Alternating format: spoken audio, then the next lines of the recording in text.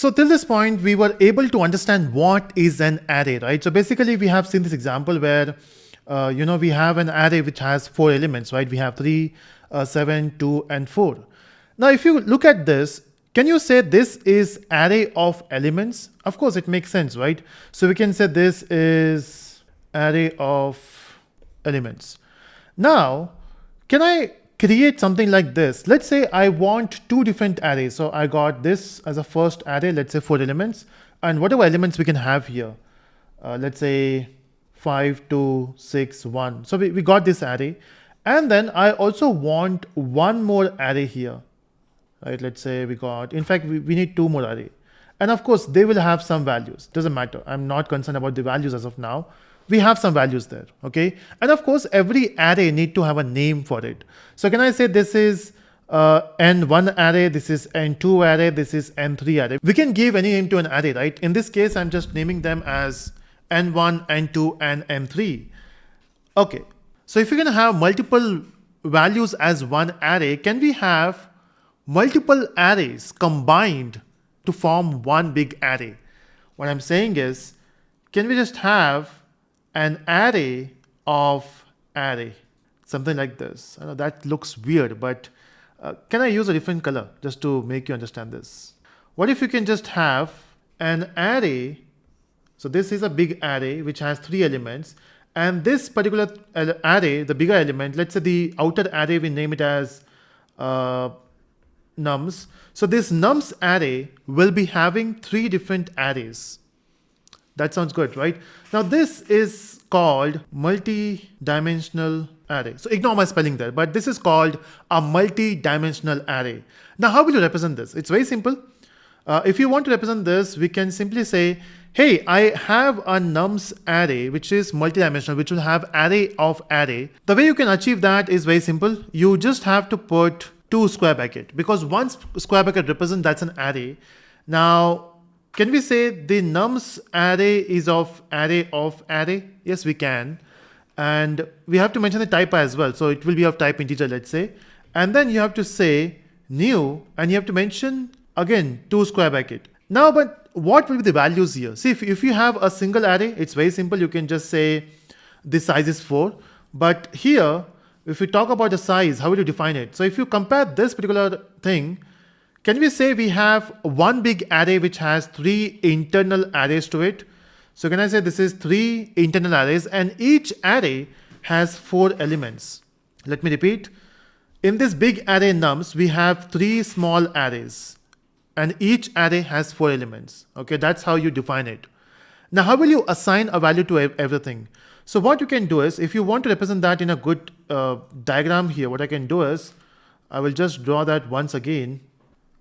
So we have one big box, and in this box we have 3 sections, and each section has array, and each array has 4 elements. 1, 2, 3, 1, 2, 3. Simple, right?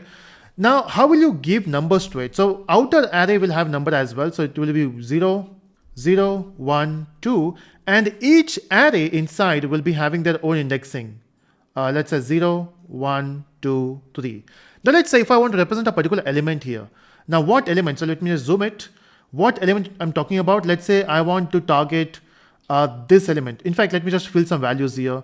5, 2, 6, 1, 3, 2, 1, 7, 4, 8, 1, 2. Random numbers, okay, nothing in my mind. I'm just giving random values here.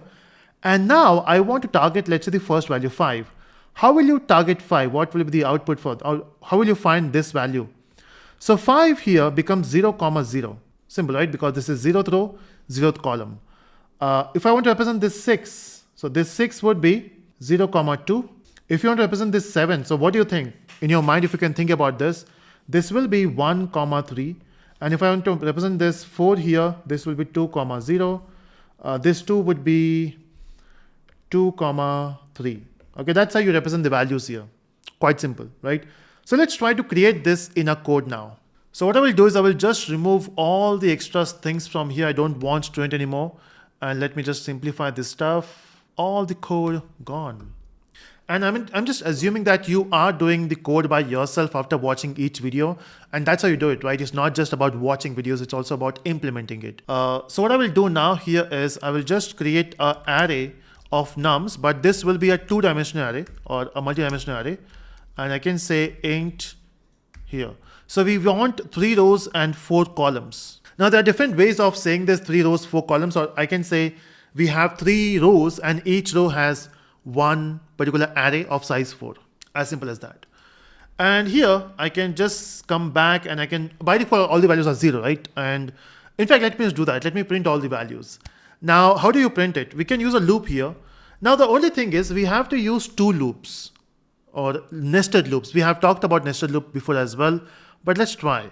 So what I will do is I will say int I is equal to 0 and I less than equal to, okay, I less than, now what should be the value? It should be 3 for the outer loop, and then I plus plus, and then for the inner loop, see, the outer loop will hover towards all the rows. Now we have to go inside the row as well. So to go to inside the row, we have to say j is equal to 0 and j less than 4 and j plus plus, and here let me print the value. So I will simply say nums of, so what is representing the outer loop? It's I, which represents the outer box, and j for the inner box. Because for every row, we have to start from 0 again, right? Example, if you see here, it will start with 0, and then for every row, it will go for 0, 1, 2, 3, right? Once you reach 3 here, it will jump to the next row, and again it will start from 0, 1, 2, 3, then it will jump to the last row, and then again it will be 0, 1, 2, 3, right? So if you want to represent a number, you have to say nums of I and j, because I represents the row and j represents every column here. Okay, let me just run this code. Let's see what happens. I will say clear, compile, and run. You can see we got all zeros. Maybe you wanted to print this in a box structure. What you can do is, instead of printing ln, because ln will print on a new line, you can say, let me print a value and let me also give a space here for after every number. And then once you complete the inner loop, once you print one row, just come on the new line. So I will say, just print ln, it will come on new line. Let's see if this works. Compile, run. Oh, we got it. So we got a 2-dimensional array, right? The only thing is I want different values here. So I can assign, but I can assign them manually. I think this is a good time to talk about how do you fetch random values. So, we have this math class in Java, which will give you some random values, right? So this is a inbuilt class which will generate a random value. And to understand that, let me just go to random function. Random function returns a double value. So it returns a double value. If I store that value in temp, or maybe random, the variable name is also random. The only thing is we'll not get integer value. And also I guess the random function gives you a value which is in points, decimal points, greater than or equal to, yeah, basically it will give you value less than 1. So what I can simply do is I can multiply the number by 100. Let's see what happens. So whatever value I receive, I will just multiply that by 100. Again, wait, I'm just doing some experiment here. Now, once you multiply that, we have to also do a typecasting. Now we have to convert that double value into int. Now, whenever you want to convert something, we can use something called a typecasting. So double value will get converted into int here. And I don't want this to be generated only once. So let's say initial value for, I will just cut this part, I will use it later. Initial value for random is 0. And I want to find the new value every time to assign the values here. And I can simply use the same loop, right? Let me just print that statement so that I will have it somewhere. And I will just copy and paste it here to assign the values. This time I will not print values, I will assign the values. So I can say nums of I and j is equal to this value, this formula. I think this should work. I'm not sure what will be the value it will assign. We don't even need this variable basically. But how will I know what value it is printing? So let me also print the value of what it is assigning so that I will know What is happening? So compile and run. Oh, it's assigning 0 values. Why? I think it should be typecasted after we do the calculation. Compile, run. Oh, got it. So you can see we got this random values.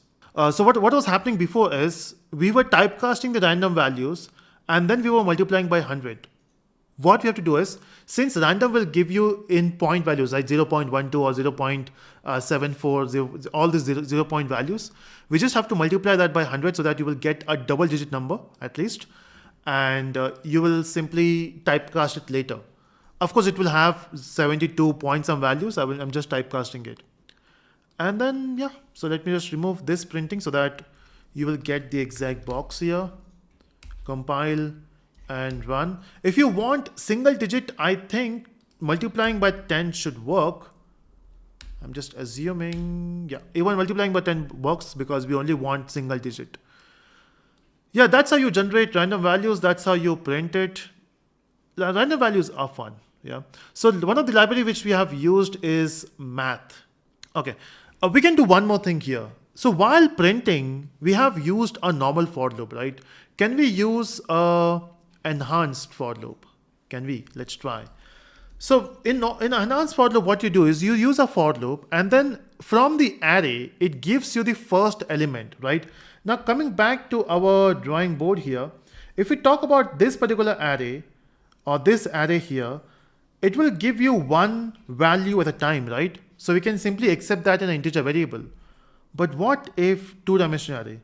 Here, if we talk about, hey nums, I want the first element, nums will throw the entire array to you. It will not throw one element, it will throw the entire array.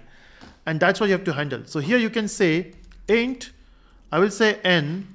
Now n here is not a simple array, or it's not a simple variable, it's an array itself. It is coming from nums, okay? So let me repeat, n is not a simple variable, it's an array, a single dimensional array. So we have to say with square bracket. Now once you get the array, from that array, we have to get the first value. So we have to use one more loop here and you have to say m colon n. Now m is taking the value from the array of n and then we can simply print the value. So I will just remove this bracket. I will say print m because that's the element. And with that, I also want to give a space.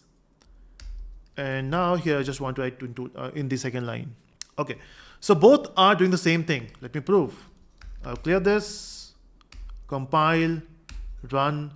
So this is printed by the first loop. This is printed by the second loop, the enhanced for loop. So that's how we use two-dimensional array with different types of loops.